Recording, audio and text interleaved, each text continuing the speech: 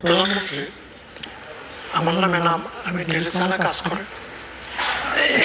আমার প্রশ্ন হচ্ছে, এদেশে অনেক মানুষ, বিশেষ করে মহিলা, ভারতের বিভিন্ন জেলে মানবেতর জীবনযাপন করছে।